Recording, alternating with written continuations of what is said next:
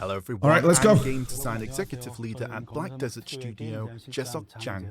Finally, the hot summer has passed, and autumn is here. This summer was especially long and hot, which was tiring at times. Now that it's autumn, the fresh breeze blew in a change of mood. I wish all adventurers are having a wonderful day as each day passes. In today's commentary, we have the long-awaited Dosa Awakening prepared for you. Since Just before we continue, did you catch what he said? The coming of autumn brought in a different mood. They don't say random stuff, by the way. Just so you know, they don't say random stuff. This is, in my opinion, them acknowledging the fact that with the coming of autumn, our mood changed as well, right? So, let's see. This is good, Jay. Yeah, this is the Jay we like. Many have been anticipating his arrival. We've worked hard on development and finally are able to present him to our adventurers. We've prepared the Dosa's background and combat clips. We hope you look forward to it.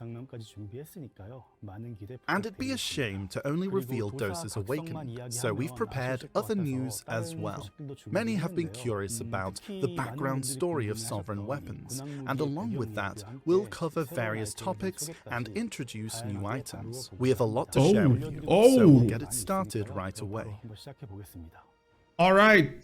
Backstory of sovereign weapons, something that I predicted myself. Let's see if that aligns with what I said about sovereign in the past. Just to give you a little bit of a catch-up.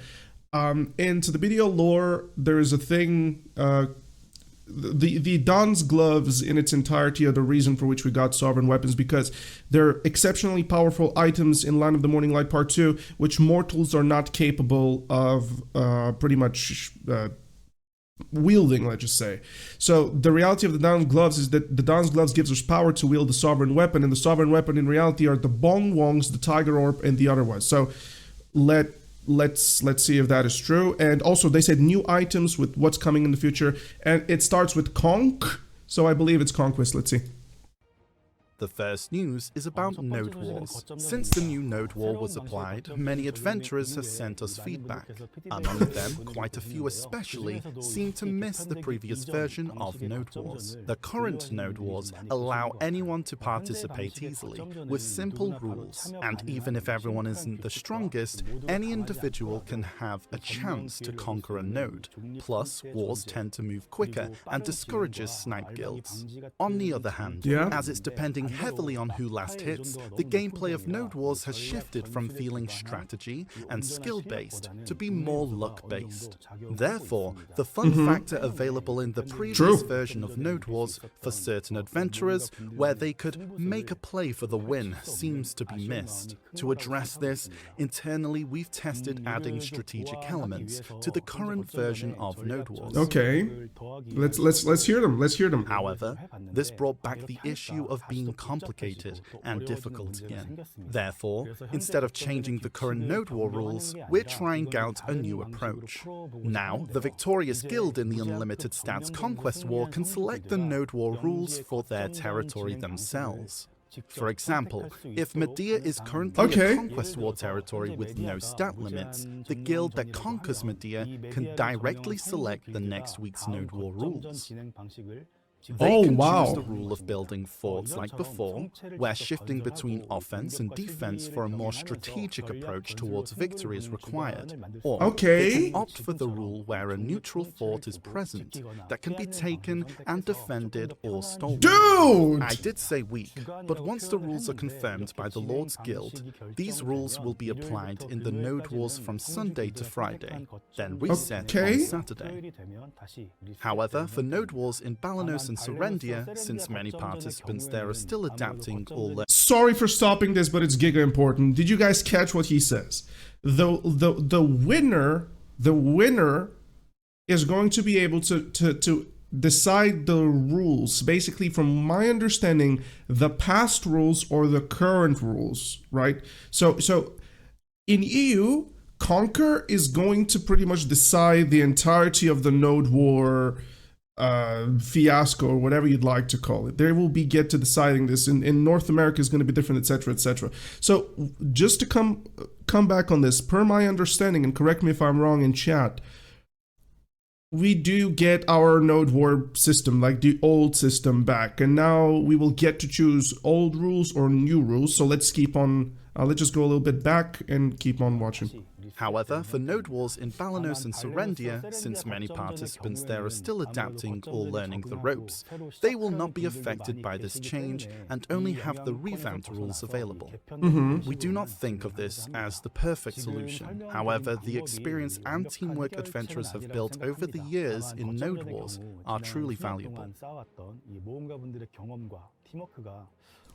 So, rather than forcing it, we decided this approach was better. Yeah, it is. It is very good. Development for this change has already been underway, as this does in fact mean there will be 2 node wars happening simultaneously. To minimize issues, optimization is required. Okay. However, that work takes quite a lot of time. It might take about 2 more months from now. As it is a massive overhaul of node wars, we hope our adventurers will show us their understanding. We'll focus on preparing it thoroughly to deliver a smoother gameplay experience after the patch.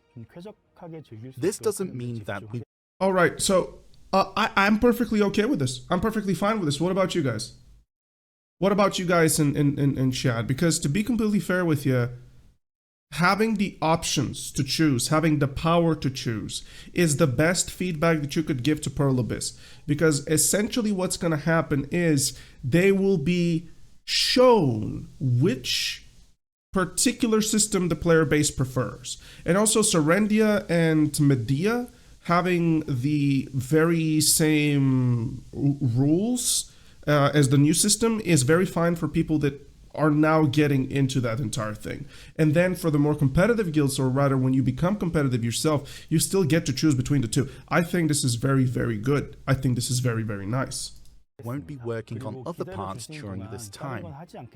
Other major and minor patches based on your feedback will be applied as soon as we're done developing them. We plan on patching node war rotations, fault location adjustments, etc. to keep on improving node wars. Next, let's talk about equipment items. Alright, for the equipment items, we made some predictions about basically that there will be trying to... Okay, so this is at least for the expansions which are coming through. I spoke about how in the Demon Lands we'll be probably finding a way to empower the Black Spirit to be able to successfully enhance Fallen God armors to pen. And Downbreak, Land of the Morning Light, Mountain of Eternal Winter Part 2, I spoke about how we will be finding the Enix Flame to create an offhand. In other regards, they've been teasing DP accessories, okay? And not just the DP accessories, they've been kind of looking for some way or like a leeway to push new accessories that are better than Deborekas, which nobody likes, by the way. People do not like that prospect. So let's hear what they have to say.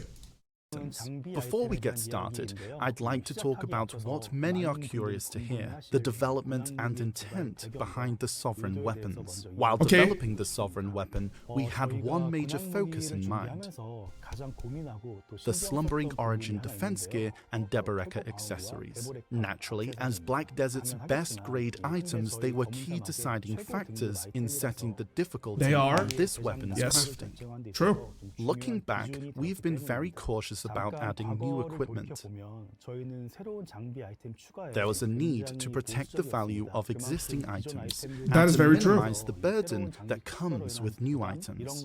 And what happened was, the more they introduced new ones, they added duplicates of the new ones by giving them small, little, yet essential differentiations, such as Basilisk's belt and then Voltara belt. Voltara was always overpriced for the amount of health that it gives, but it was essentially the PvP player's item, while Basilisk belt was purely and kind of strictly the PvE player's item. At least that was it. And then they created even then as the trees ground, it goes up. As you can see, it starts with a very little difference over here, but it goes and becomes so much bigger in the end, and it just keeps on going almost exponentially in a way. So yeah, they know this. We still strive to hold this direction to some extent even now. However, over time, the value and perception of these items changed. The two items mentioned, especially the Deborekas accessories, felt quite different from other accessories. Yeah, because they were overpowered. They were exceptionally overpowered, especially the necklace. It was a ridiculous AP upgrade. People hated it at start. People wanted just to get capped at Tungrads and distortions and just be done with it and then work into different types of power, right? But unfortunately, the Deborekas, like Pearl Abyss, just kept on throwing and throwing and throwing the entire idea of the Deborekas in our face. And they were like, we want you to have a hard grind. We want you to get this. And we ourselves didn't want, up until they didn't introduce the set pieces, then first the 3, then the 5, and from then on, it became just completely mandatory to have them. Many adventurers currently probably associate Deborekas accessories with the feelings of annoyance, difficulty, and frustration. Yeah, true. In the past, items like the Ogre Ring, Ring of Crescent Guardian, and Tungrad set were hard to enhance up to pen, but they were not. No, sorry, they weren't. They weren't hard to enhance to pen. Like, because they mentioned Tungrads, okay, when the Tungrads were out, people were enhancing Tungrads to pen significantly easier than Deborekas. And we know that to be true. Now, Ogre Ring Vanilla BDO during the Medea Salsa and Garrison, and then walking into underground helms, that was a different beast. Like, you get 1 Ogre Ring per 3, 4, or like 4 days of grinding. It was insane to get an Ogre Ring, right? But no, I disagree with him. They weren't hard to enhance, especially the Tungrad part. The Ogre Ring, he's just throwing too much. He's just throwing us too far behind. As difficult as the Deborekas accessories. It requires a lot of time and silver, and the enhancement difficulty is high. Even we, the developers of the game, felt the same way. However, until now, we prioritize direction over emotions, believing that the hard-earned items of our adventurers needed to uphold their high value. You're right, you're not wrong with this. Absolutely, you're correct. The only reason for which we're excited about a Pen Debo neck is because of it's on a hard spot to grind, it's on an annoying spot to grind, and you have to have passed a certain barrier before you go for that item to even be worth going for. It's like, imagine a 700 gear score player going for a Pen Debo neck. It doesn't make any sense. Like, you have at the very least 20, 30 gear score before you go for that item. So the Deborekas neck was a little bit, it has a barrier of entry, and then it's kind of, especially with the Jace Hammer of Precision, it's fine. Actually, it is very fine. No issues whatsoever.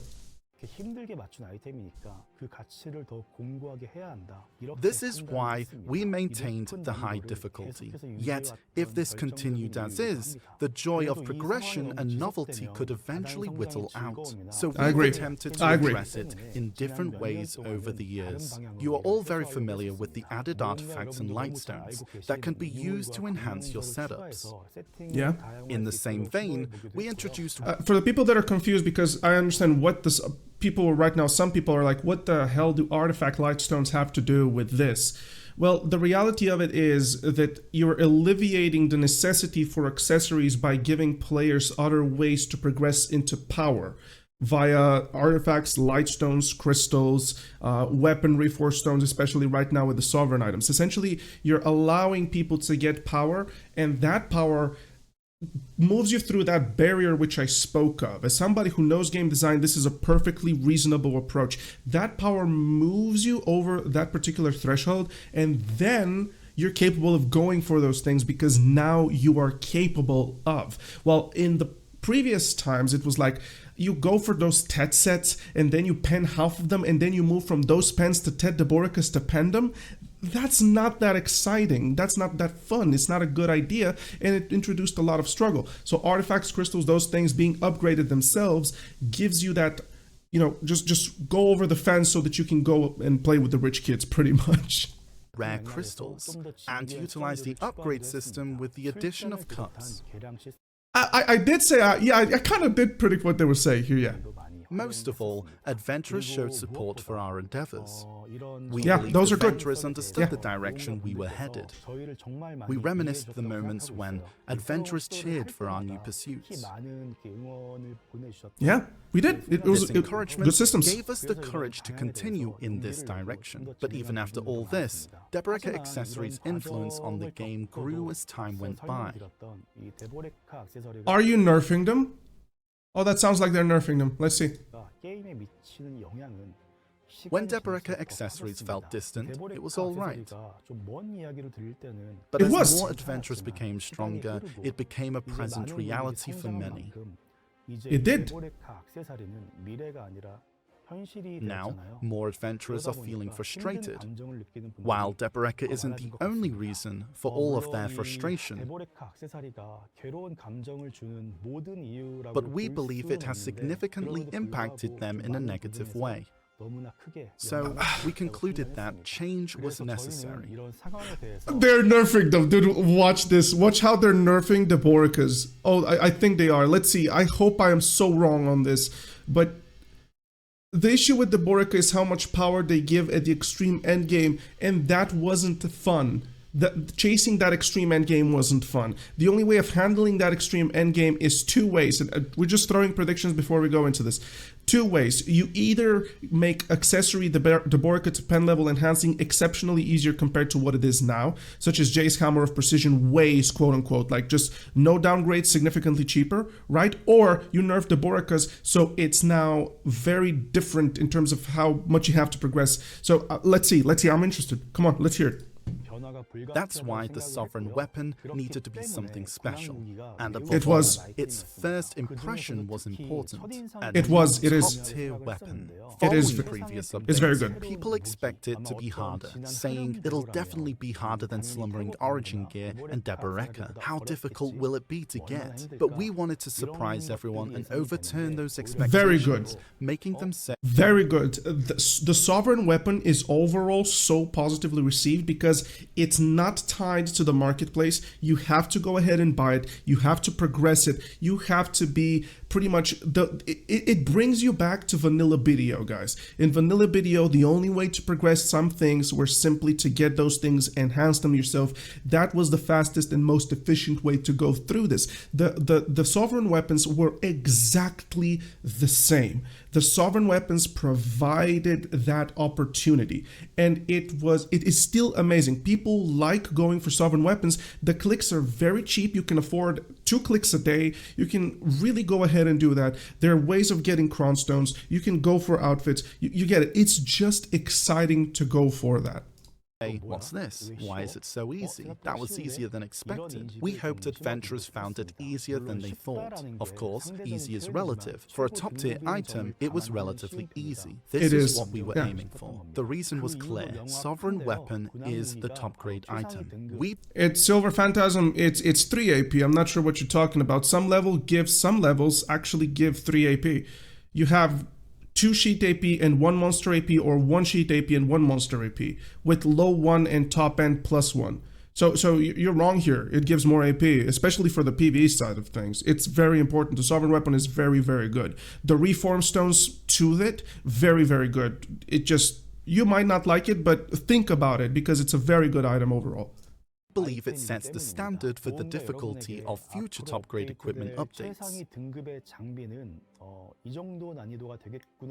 We believed this weapon could set that standard. For these reasons, the Sovereign Weapon enhancement is split into 10 levels instead of 5. It's really good, out the initial growth curve. While the number of required cronstones can still be a burden, we've minimized it based on the current Monster Zone's net profit. It was challenging. I knew you did something like this. That's so impressive, actually. Holy moly, that is very impressive. Let me tell you why it's impressive, because they expected at what particular level people would be acquiring this and going into the how can I say, the top 10% echelon of grinding, and they split. Oh, that's so smart. That's actually really, really good. It's why it's consistent, the enhancement of Sovereign Weapons, just because of what they did. And I thought if that would be the case, but initially I was like, oh, that's a little bit too far-fetched, in my opinion, even for PA. But hey, holy moly, these guys are good. Nice. To pin down and advocate these cronstone numbers, but we Really all good. agreed that future direction is more important. Yes, Perlobis, you are right. Through this process, the sovereign weapon's current spec was finalized. Really good. However, we made a big mistake. At the last Are they talking? Let me think what that big mistake was. The big mistake was that you would have to.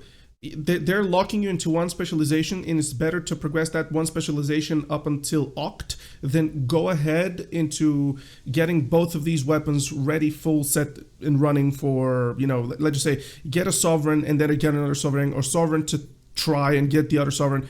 I think this is the big mistake which they're talking about. Let's see. we said we'd limit enhancement materials so that everyone can grow at a steady pace.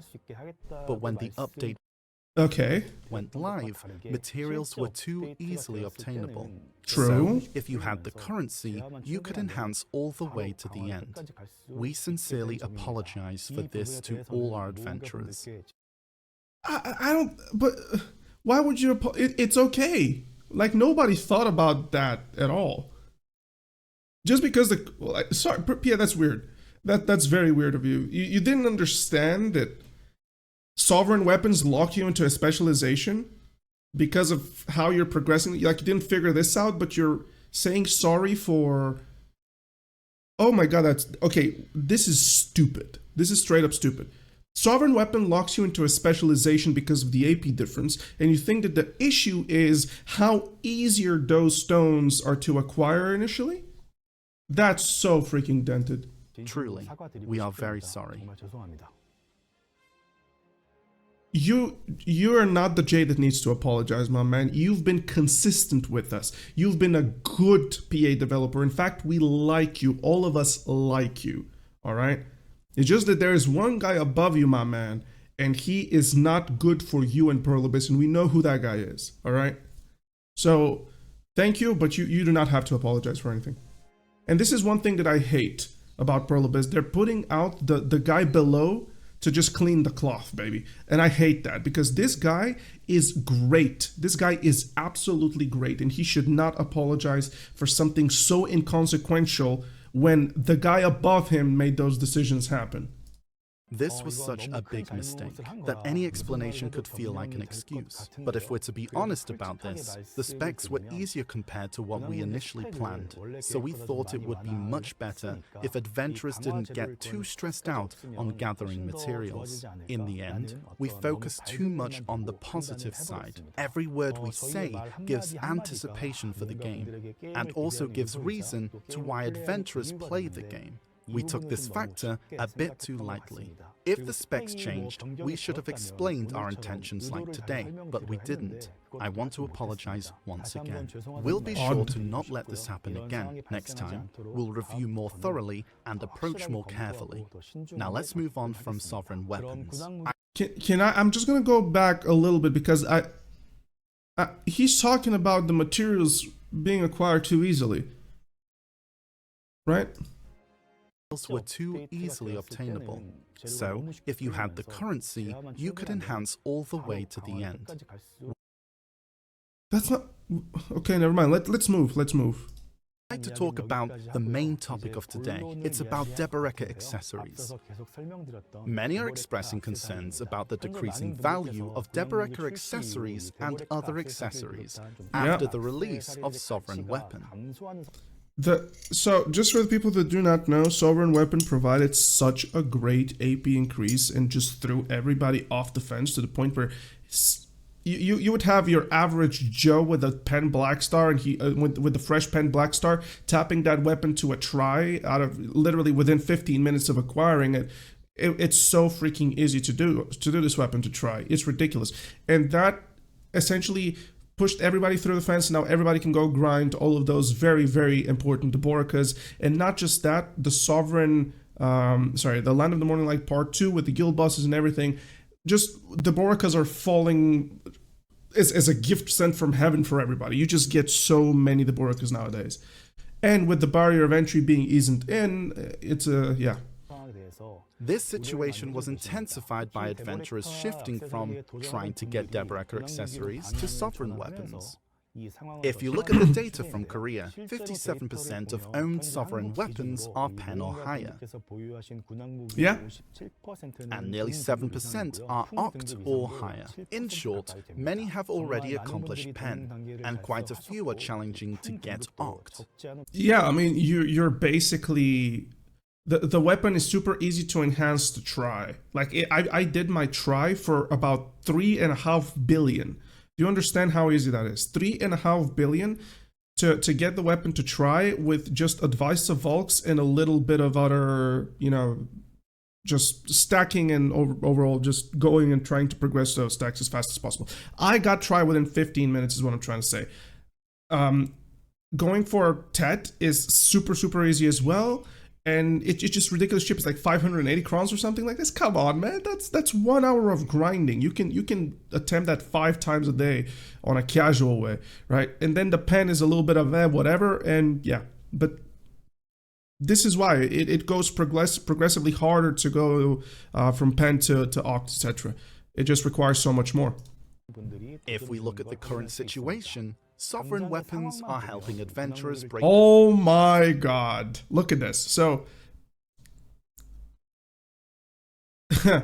nobody is at Pry because you don't care about Pry. Pry is 2% of the players are Pry, which means that Pry is so easy to get, Do is so easy to get, and Try is just ridiculously free. Try is ridiculously free. And as you can see, this is where Try to Tet is the very first boundary, and pen is ridiculously easy. But then hex, just it requires a lot more. It doubles up pretty much. Kind of doubles up. All right. But seeing deck being 0.3, I am currently on hex level, so I'm 8% of the player base with 5 attempts on SEP already done. And look at this, SEP and Oct are kind of... SEP and Oct require similar stacks and not that much difference in crons. And also the people that go for SEP are already having the funds to go for Oct in a sense. So SEP guys were capable of getting Oct very fast. Best case example by Septimus Prime. Through growth barriers. But over time, things may revert to the original state we were in. So, before it's too late, we aim to ease Deborekas-like sovereign weapons. In this context, we've prepared a new accessory. It's called Karezad. We were hoping for you not to do it, but you did. We were. And at the very least, I understand you want the Deborekas to function like sovereign weapons. If we will enhance them in that way, that's good. Please don't make them sellable. Or at least after a certain level, don't make them sellable. Like after the pen, don't make it sellable. I like this personally, but we'll see, because he's in my head right now. Karezad accessories. Karezad. Like the sovereign weapons. Who was Karezad? Who was Karezad in lore? Anyways. Karezad is purple grade. Its main feature is that it follows gear enhancement rules, not... Prediction: we will be able to go through and exchange our current Deborekas or other type of accessories for certain grades of that particular weapon, so we can all focus on that. My expectation. Accessory rules. When Cronstone enhancement fails, its level doesn't drop. Even when not using Cronstones, it only loses a level, and it's not destroyed. To match its purple grade, it has 10 enhancement levels, not 5. Now, you might be curious about the crafting method, stats, and difficulty. Crafting method is divided into 2 main types. The first makes use of existing items. When you melt yellow grade I pretty much called it. accessories, excluding Deborekas, you can get an item called Essence of Dawn. Collect these materials to craft Karezad accessories. Essence of Dawn isn't only obtainable through pen accessories. We've made it drop in certain monster zones as well. The second method involves using Deborekas accessories. I'll come back to this crafting method again shortly. Next, regarding stats, as shown here based on the rings, unenhanced Karezad starts with lower AP, but it increases with higher enhancement levels. At 10, Whoa. Whoa. But why is that? Okay, it's not It loaded up. matches Never pen mind. crescent. Holy bro. Jeez.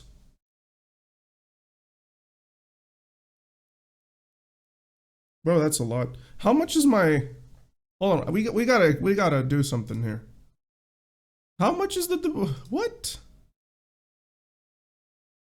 21 is pen. So essentially we'll be able to, so we'll be starting on a pen value and then progressing everything upwards.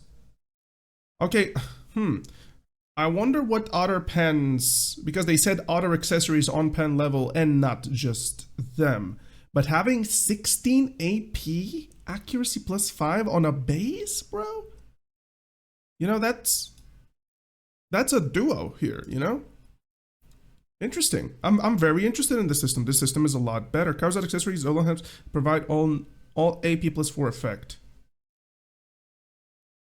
Okay, this is interesting. So, you know, this is just compared to rings, okay? 21 is Tet. Oh, sorry, 21 is Tet. My bad. 21 is Tet, yeah. And pen is Oct. So now the big question is, are people going to go from this pen and then switch to Oct instantly via enhancing, or they're going to progress it step by step? I think everybody's going to progress it step by step. Okay, this is good. This is good. And at pen, it matches Tet Deborekas. At level 8 or Oct, it has the same AP as pen Deborekas. And at Nov and Dec, AP increases by 1 each. Did you guys see something here? They're splitting the sets apart into the accessories themselves. So all of these have +4 AP as it states over here. Increases with higher enhancement. It matches pen. Karezad accessory at all enhancement levels provide an all AP +4 effect. So they're splitting, dude. That's cool, man. They are splitting, guys. They're splitting the Deborekas sets over here, right? So this is 20 reduced by 5 set is 4. So they're splitting the Deborekas sets into the items themselves, so you're no longer tied to the set. So now itemization can proceed. This is very, very good, because some people are right now thinking, oh my god, Centaur's belt, oh my god, this and that. They're already onto the ball of getting back to evasion, if that can work with those items. That's very, very cool. We'll see. And crescent. And at pen, it matches Tet Deborekas. At level 8 or Oct, it has the same AP as pen Deborekas. And at Nov and Dec, AP increases by 1 each. The overall difficulty, including enhancement rates, is designed to feel similar to sovereign weapons. Reaching pen is a bit easier, and achieving Oct, which has the same stats as pen Deborekas, is also set to be slightly easier when compared to pen Deborekas. However, for the final levels, Nov and Dec, the difficulty is higher, leaving them as an area of challenge. Compared to Deborekas accessories, fewer cronstones are needed, so please note that Karezad accessories cannot be registered on the central market. Yes! Yes! Oh, that is so good! Pearl of Visor cooking, dude! Yes, man! Oh, that's so good. Oh, I'm so happy with this. I am so unbelievably happy with this, guys. This is so unbelievably good. You cannot put them on the marketplace. I've been talking about this for the past 2 years. I've been talking about how the marketplace in BDO is one of the most, dare I say, one of the worst features of BDO on its own. And now they're going through and just saying, okay, none of these will be going on the marketplace. Go ahead and make this journey yourself. I think that's perfect. I think that's perfect. Absolutely perfect. Of you may have started to wonder what happens to Deborekas now. Many of you have worked hard to create pen Deborekas accessories. So, we wanted to ensure that their values are fully recognized. For enhanced Deborekas accessories, they can be converted into enhanced Karezad accessories. Tet Deborekas accessories can be converted to pen Karezad of the same stats. Based on stats, pen Deborekas accessories should could be converted to Oct Karezad accessories, but it Nice. falls a little short in terms of value. So, we've decided for them to be converted to Nov Karezad instead. Whoa. Yo. That.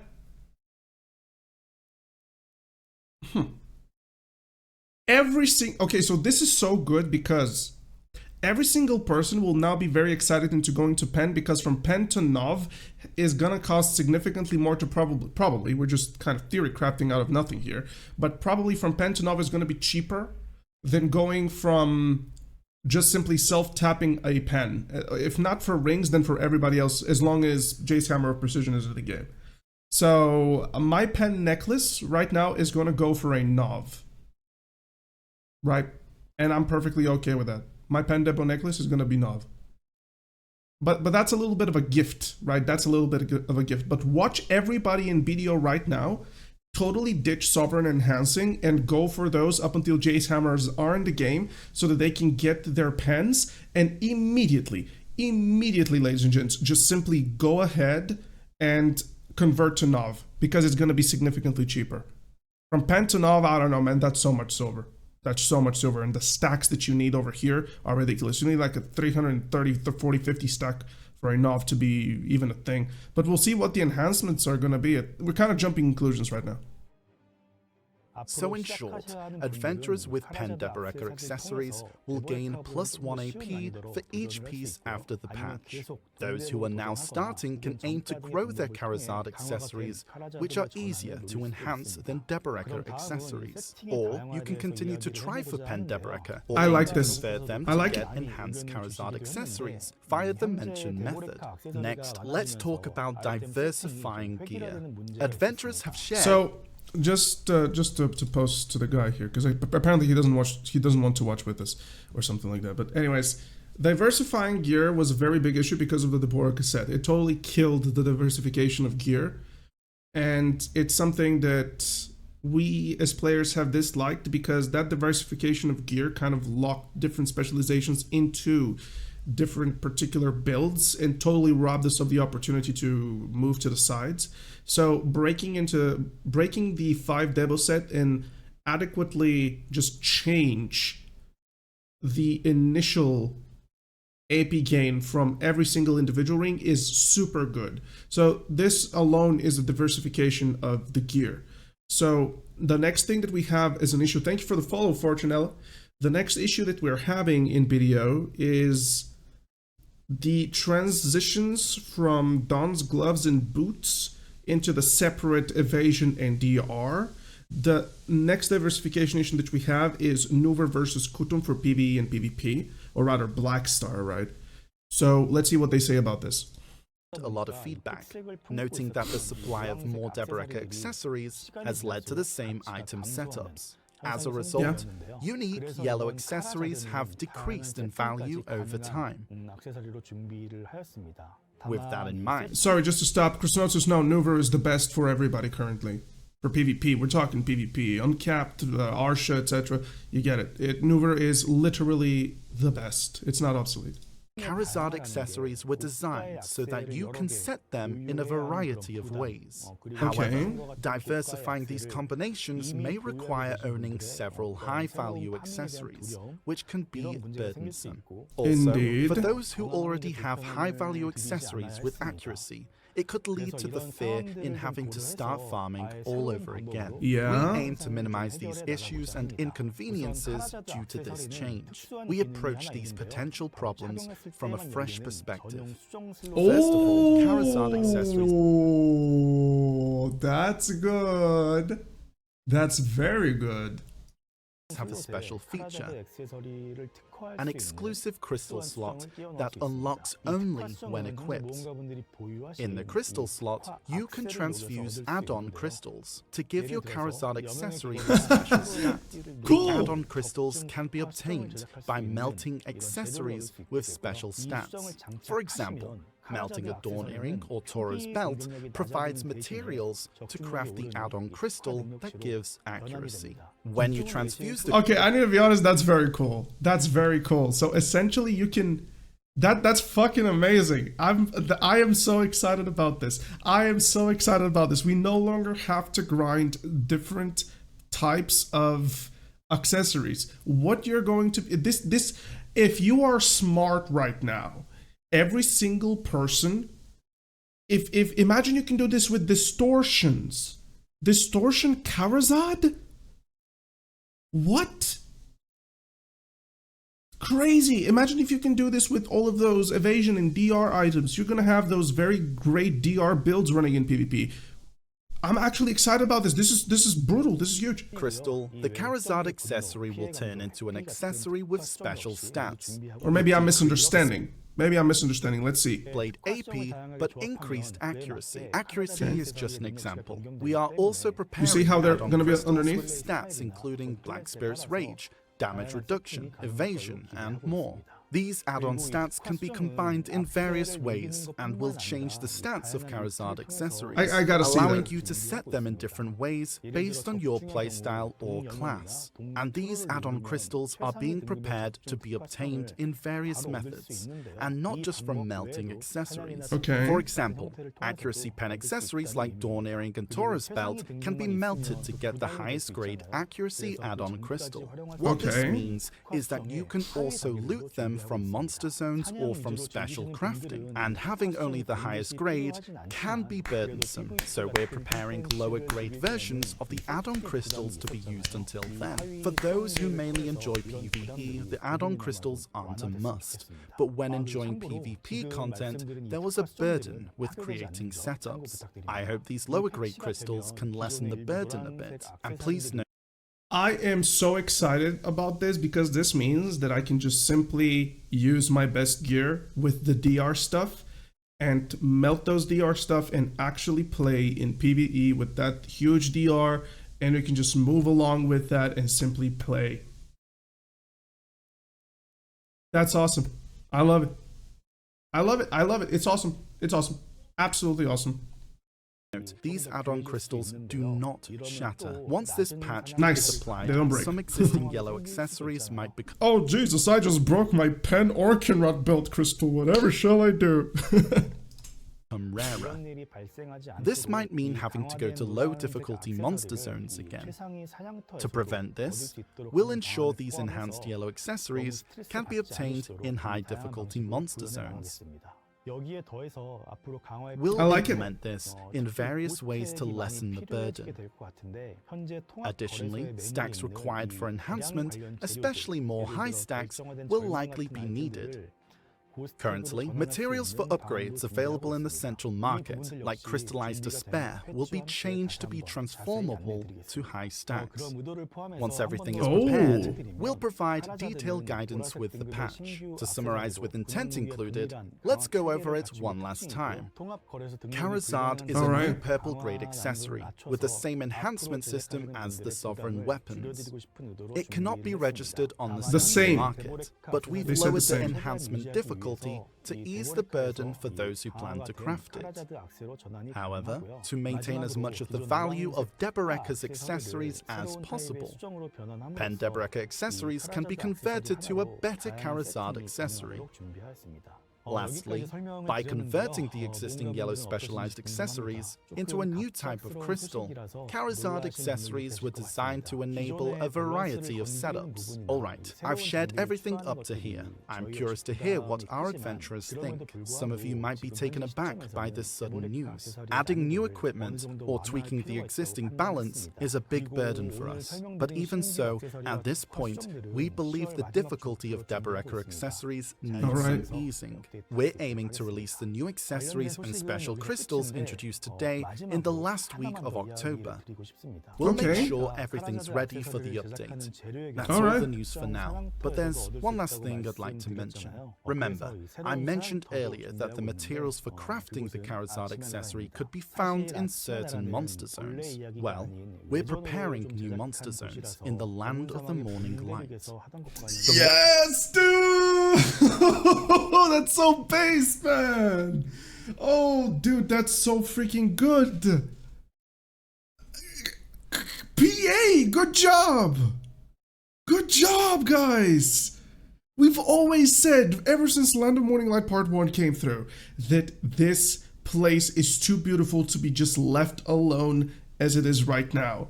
So making grind spots in Land of the Morning Light is necessary, and I'm happy about it. Let's see. Morning Light was developed as a region of bonus side stories to offer an experience unique from the main continent of Black Desert. There's already plenty of PvE on the main continent, so we questioned whether we needed to offer the same experience in the Morning Light. This thought... let's not push a little bit. Plenty of PvE. Okay. You don't know what plenty of PvE is? Dude, Serendia Elvia was plenty of PvE, okay? This is... was a major reason behind creating the Black Shrine with a boss battle focus. After the release of the Morning Light, many of you have enjoyed the Black Shrine, but there was still some disappointment over the absence of a new monster zone. Monster zones need more than just item drops. They need memorable monsters and settings. The Land of the Morning and unique, not rehashed exoskeletons on them as well. Light has many beautiful places, so we think that's why there are more opinions like this. We agree with this point as well, so we've decided to add more content for you to explore in the Morning Light. With the release of the Karezad accessories, Dokkaebi Forest and Honglim Base will be introduced first, followed by Golden Pig Cave and Gowon Plateau as new monster zones. These new monster zones in the Morning Light are the first since Ulukita, and we're eager to spice things up beyond the usual PvE content. Take the Golden Pig Cave for instance. At the entrance stands a giant pig statue. As you battle the monsters within this area, the statue gradually fills with gold. Once it reaches its limit, it explodes, showering rewards for you to collect. It's like cracking open a piggy bank. That's cool, that's so nice. Similar field mechanics that add fun without disrupting the combat experience. We're also exploring the addition of other exciting features. Yet, I understand that new monster zones might not be entirely welcome right now, especially since last year we focused on Hey, they know. tidying up existing content. We believe there's a greater desire for new content. We understand the disappointment adventurers feel, and to address these shortcomings, we'll all work hard on the upcoming updates. Until now, growth goals have been sidelined in favor of expanding content. Along with the item updates introduced today, we're gearing up for content that'll inspire new goals. We haven't been able to talk about this today, but we are working on content like Hardcore Server that adventurers are waiting for. We appreciate your patience. This is it for items and monster zones. Now, let's take a look at Dosa's Awakening. Right, so, guys, what do we think? What do we feel? I'm feeling perfect. I'm feeling okay right now, man. I'm feeling really nice right now. Not gonna lie to you. I'm doing good. Doing good. This was all that I personally, as a BDO player, have wanted for such a long time. To finally be able to actually work towards a goal that would have a meaning for me. To finally not be 100% dependent on the marketplace to progress those goals, or to just totally skip the progression of themselves and just simply buy those particular things. The ability to be able to choose for the node wars into the old and new system with the new accessories, dude, it's so good. It is really, really, really, really, really, really good. I really, really like this. New grind spots in Land of the Morning Light, great. It's a W. It's a W. What then? Well, now they can do expansions properly, man. Because look at what they did, Crispinosis. They put Land of the Morning Light, and they're going to make the Karezad accessories there. So you can go ahead and enhance those Karezad accessories or like work on them. With Dawnbreak, they're going to introduce the new Fallen God over there and how to acquire that with the story and everything. Then we're going to move into the Fallen God, the Slumbering Origin armor. It just makes so much more sense. This is overall such a different direction for BDO, and I can't think of anything negative about it. The only negative thing which I saw was on the picking, how many players going there and how much would that result into everybody sharing from the load of gold when it explodes, right? So what will that be? The long journey's end. How lonely it is. Beneath a moonless sky, wandering clouds drift, lost and forlorn. In the absolute darkness. With hollow steps, the path ahead is treacherous. An actual cinematic? Of course, the engine trembles.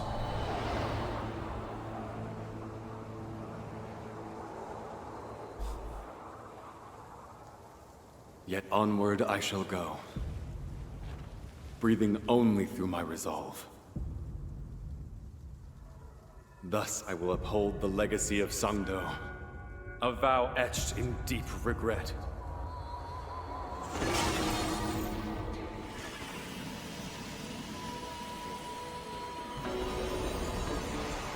All right, new drip.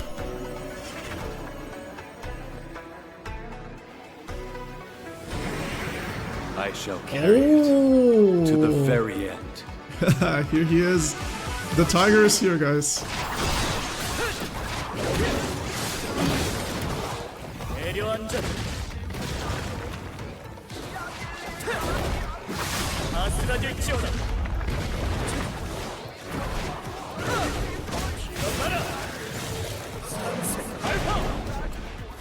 From afar.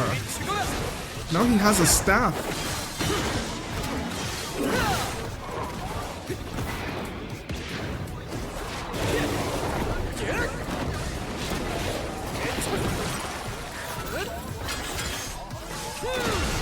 That's gotta be a 100 or a 200.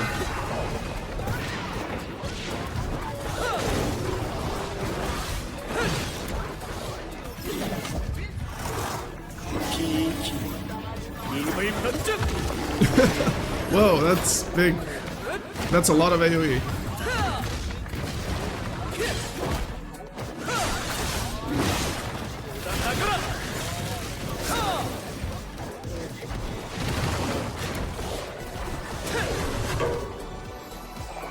Whoa. Yo! That's gotta be 200. Yeah, that is 200. Yo! Greetings, adventurers. This is Jesse Ju, Game Design Executive Leader at Black Desert Studio. Capturing traditional Korean Do wielders of rain, wind, and lightning such as Hong Gil-dong or John Wuchi had already been embodied in the game by our very own Wusa and Meigu classes. Thus, we approached Dosa's awakening differently. We wanted to return to the very basic of Do arts and design the class around the philosophy of 5 elements. With Succession Dosa, we focused more on the concepts of umbral and luminous energies of Do, with his Cloud General and warriors inspired by the Dangun myth. By weaving the umbral and luminous, Dosa conjured cloud warriors, while brandishing the larger-than-life Huando sword into battle. For his awakening, cool we sword. narrowed in Cool on sword. the 5 elements. As many of our adventurers had anticipated, we highlighted a more shamanistic aspect of the class. The 5 elements consist of fire, water, wood, metal, and earth. For our Western adventurers, it's somewhat similar yet not entirely to the classical 4 elements. Yeah. This results in vibrant and spectacular action and effects unseen before in other classes.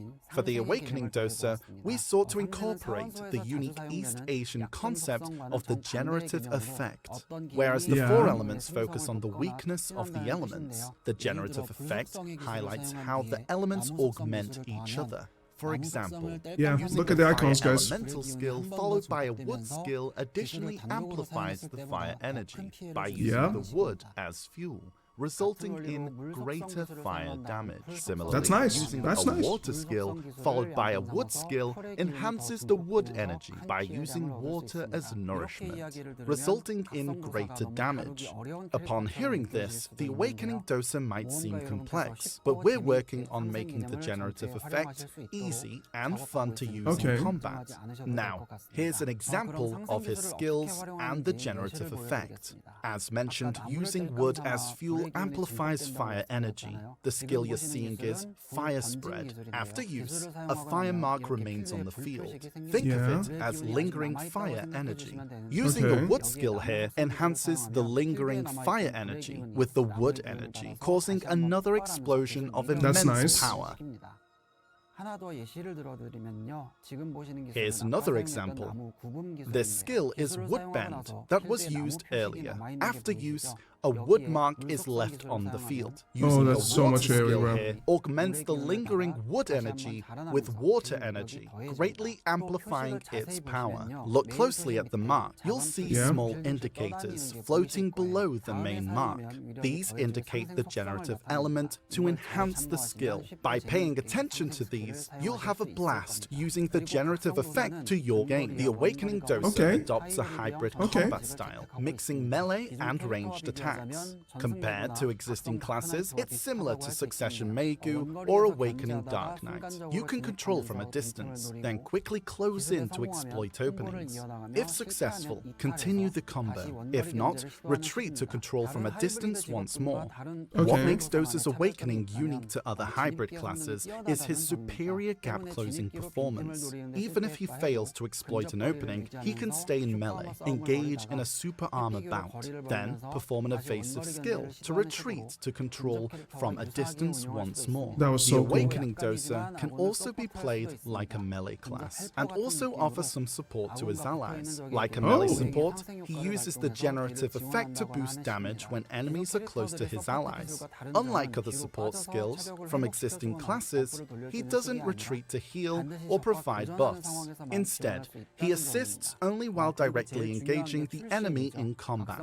Now, the date you've been waiting for. The Awakening Dosa drops on October 8th worldwide together with Korea. Soon, you'll meet the Awakening Dosa, who toys with foes using powerful elemental arts. Oh, and the Awakening Dosa captures the playful essence of the Korean Do wielder. We hope Dosa's antics atop the enemy's head brings some amusement. It's fun.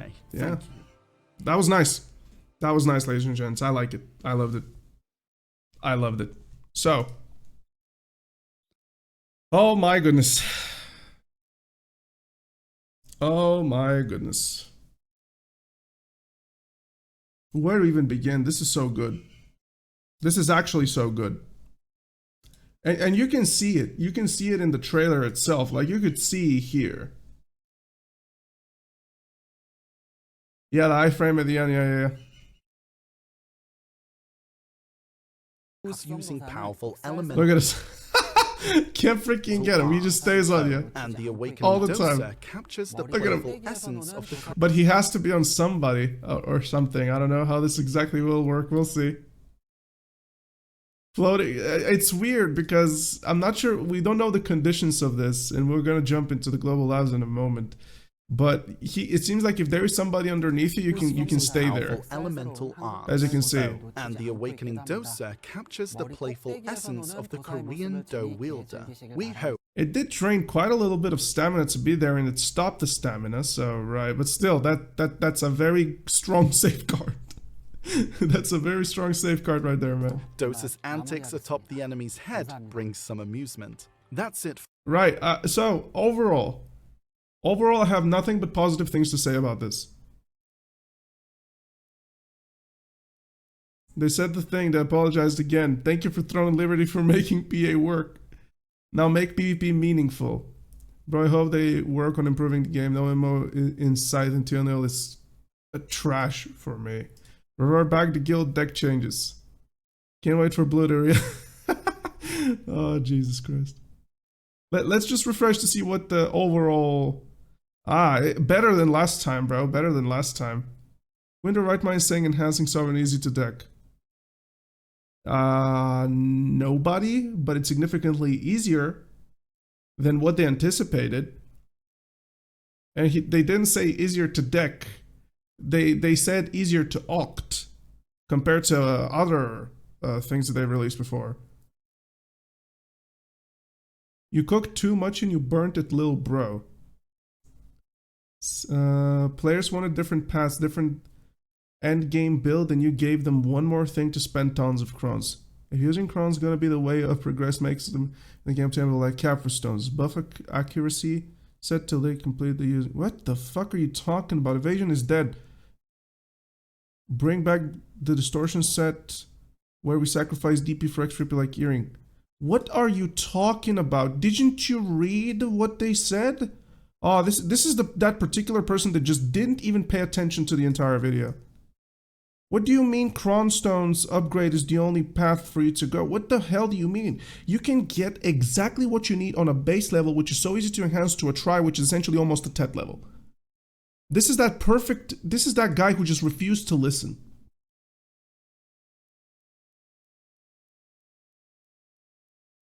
Just 100% refused to listen. Like, didn't you listen to anything that these guys said? Sorry for making Sovereign Weapon a cron grind, guys. Also, here's a new cron grind. Enjoy. Oh my goodness. Why are they pissing and moaning about cron grind? It's way much better than the current system.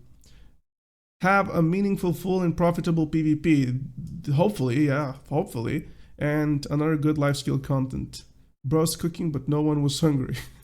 Oh, yeah, that's true. That's true.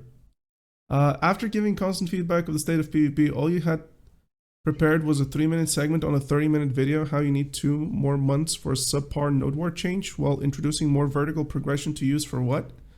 Hey, I see ya, but bear in mind that now you also refuse to listen to what they said, and I understand not the likelihood of people in this comment section being above 60 IQ is very little. But let me tell you something, little man. Whenever you have something as important as a power shift into the winner of the conquest making a decision of what the rules are, you're introducing a necessity for those winners in particular to go ahead and do that. And what happens afterwards is if you want to go in conquest, you want to go uncapped. Right? So it's going to be a very, very interesting way of seeing this. And also, you get to choose what system you have now. And that's better than anything we've ever had in the past. All right, I'm not gonna look at what this guy says. Seen the accessory post on Reddit, and of course the excitement is ruined because they can't seem to figure out. No one wants to do the cron grind anymore. I guess it's really over. Jesus, man. A new game released and it's taking away players. Let's do dev commentary addressing recent issues with, you guessed it, more chronable gear. Swipe, swipe, my lovely players. Then the standard of new class flavor, and here's 2 more circle grindstones. What? And a reminder, we are ever slowly working on new content. Enjoy, BDO players. I'm next to the edge of giving after 7 years. Can't believe they actually managed to get me want to quit. All important gear, it's impossible to enchant the wild player, enhance without cronstones. Make cronstones droppable for monster bosses. Yeah, that's cool. Yeah, making cronstones obtainable as drops is definitely not a bad idea. You guys need to share the music song. Yeah, they did. It's on Spotify. For the people that don't know, it's on Spotify. You can get it there. I'm positive about this. Same. They seem to have turned making users blame each other because they think they lose to users if they change the way the node war is concluded. Who is this, a bot? Cron Desert Online. Fair. I see. Why are people so against the cronstone changes? Sorry, the gear being enhanceable through cronstones. Crons are droppable for monsters. I mean, technically they are. That has got to be a bot. That has got to be a bot. Cron Desert Online, Cron Desert Online, yeah. That is definitely a bot. I can't wait to see. I have a little bit of a feeling that Blue Squadron will do the worst take on this. I'm really 100% confidently saying this. I think Blue Squadron will have the worst take on this dev commentary he's ever had. Or maybe, I don't know. I have a feeling like he's just going to completely bash it regardless. No, this is not BDO saved. This is steering away from the direction which dooms BDO and actually going ahead and listening to players. This is kind of what they're doing. And also, if for the people out there that truly believe that the Karezad accessories is a bad change, you are a lunatic. You are a Lulu. You're a Delulu. It's crazy. I think the Cron way is still better than just enhancing accessory for accessory and it might blow up. Not just that, but the new accessories are you could modify them so that they get their get their special things going on. And now what you're gonna see is when you log in BDO, post this thing. When you log in BDO, post this thing, you're gonna see the market shifting. You're gonna see people going for the additional stuff over there, and you're gonna see AP accessories with the modified gems inside them. So you can go ahead and do this. Now, question is, how will they be extracted? Probably with the 50 million hammer, which is like perfectly fine and reasonable. Just plug it in, put it back, and now it's going to be so much different. It's going to be so much different. This is very, very good. I liked it. I liked everything from it. With Karezad, I would have like AP set and DP set as well. And not just that, you can have AP accuracy, you can have AP DP, you can have DP evasion. You see, it's so good. It's all good. All that they have said about the PvP here. Hold on. About the PvP here. The PvPers getting to decide the system. This is literally the best this is the best feedback you could possibly give to BDO. So everybody right now, the people that won the Conquest Ward, they're going to decide, and everybody will be going for the installed Ford Node War. And Pearl Abyss are now going to think, and they're going to be, okay, 97% of the player base prefers to go for this. The guilds are going to be back with the old Node War changes, right? The guilds they're going to be back because they enjoyed the system. It's a very pyramid scheme system, but people enjoyed it more than the new one. Meanwhile, the casual players can go Serendia and Balanos and still have a lot of fun. Still have crazy amounts of fun. There is nothing here that you could say that is bad about this entire update, with one exception, and that is people really not understanding the difference between progressing an individual piece of gear and modifying this compared to just individual enhancing pieces. It's just people really think this is a Kron Desert Online moment. People really do not understand it.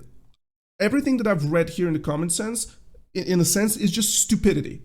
Complete stupidity. This is BDO moving into a much, much better place. And they stirred us away from Doom just now with this entire thing here. You can't say anything bad about this. Anything bad about it.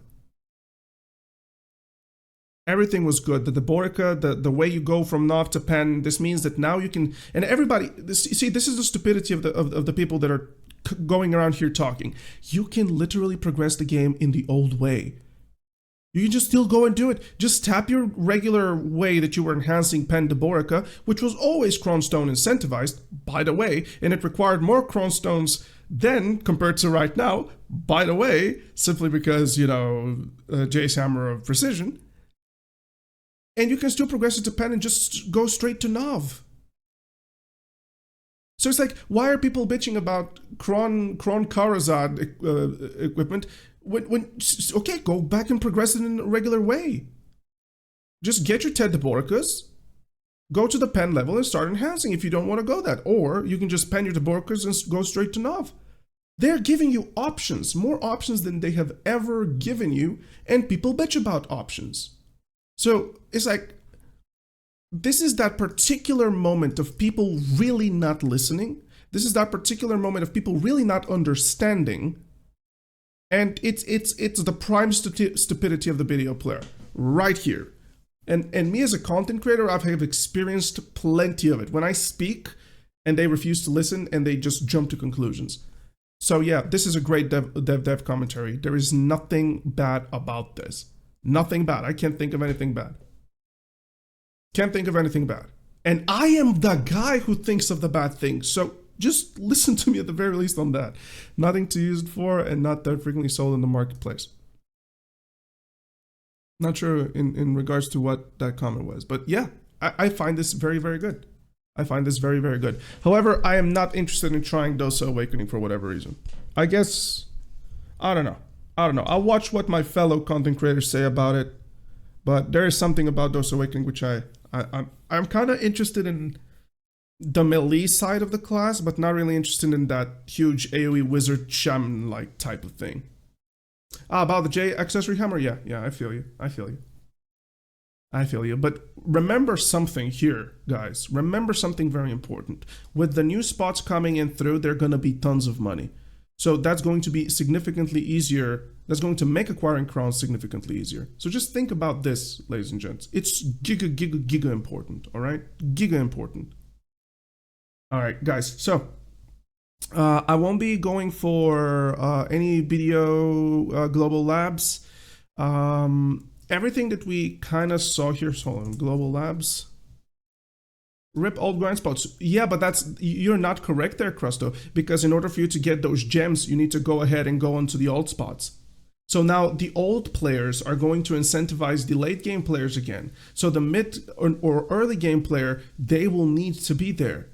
And not just that, you can have end game players there as well, grinding for those very specific things. Remember in one of my old videos where I said, and I'm just gonna go around here, and this is why I'm so happy about this, because I speak about those things. Hold on, I'm dumb. Because I speak about those things, I have this video here.